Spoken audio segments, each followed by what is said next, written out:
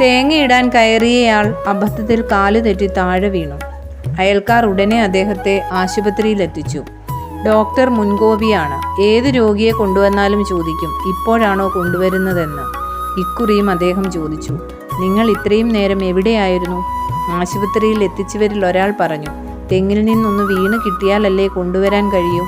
തൻ്റെ ധാരണകൾക്കും നിയമങ്ങൾക്കും സ്വഭാവ സവിശേഷതകൾക്കും അനുസരിച്ച് എല്ലാവരും പെരുമാറണമെന്ന ദുർവാശിയാണ് ബന്ധങ്ങൾ ഉലയാനുള്ള കാരണം. ആർക്കും ആരോടും പൂർണ്ണമായും പൊരുത്തപ്പെടേണ്ട ആവശ്യമില്ല. നേടിയെടുക്കേണ്ട കാര്യങ്ങൾക്കോ ഒരുമിച്ച് നിൽക്കേണ്ട സാഹചര്യങ്ങൾക്കോ അനുസരിച്ച് മാത്രമേ സമരസപ്പെടാൻ സാധ്യമാകൂ. വീടിനകത്തുള്ളവരോട് പുലർത്തുന്ന സമ്പർക്കം തൊഴിലിടങ്ങളിൽ ആവശ്യമില്ല. സഹയാത്രികരോടും അപരിചിതരോടും ഒരേ രീതിയിൽ ഇടപഴകുന്നവരും ഉണ്ടാകില്ല. ഓരോ പെരുമാറ്റത്തിലും രണ്ട് കാര്യങ്ങൾ വ്യക്തമാകും. ഒന്ന് സ്വന്തം സ്വഭാവത്തിൻ്റെ പ്രത്യേകതകൾ, രണ്ട് മറ്റുള്ളവരോടുള്ള മനോഭാവം. എല്ലാവർക്കും ഇഷ്ടപ്പെടുന്ന രീതിയിൽ പെരുമാറാൻ ആർക്കും കഴിഞ്ഞെന്ന് വരില്ല.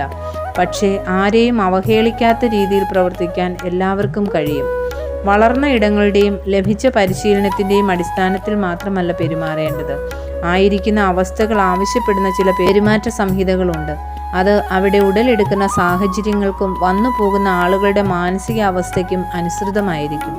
പരിസ്ഥിതിക്കനുസരിച്ച് പെരുമാറാൻ പഠിക്കുക എന്നതാണ് ഒരിക്കലും മറക്കരുതാത്ത പാഠം.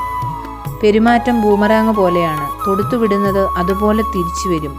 അപമാനിക്കുന്നവർക്ക് അപമാനം തിരിച്ചു ലഭിക്കും, ബഹുമാനിക്കുന്നവർക്ക് ബഹുമാനവും. വിനയത്തോടെ സംസാരിക്കുന്നവനോട് ആക്രോശിക്കാൻ എളുപ്പമല്ല, പരിഹസിക്കുന്നവരെ ബഹുമാനിക്കാനും.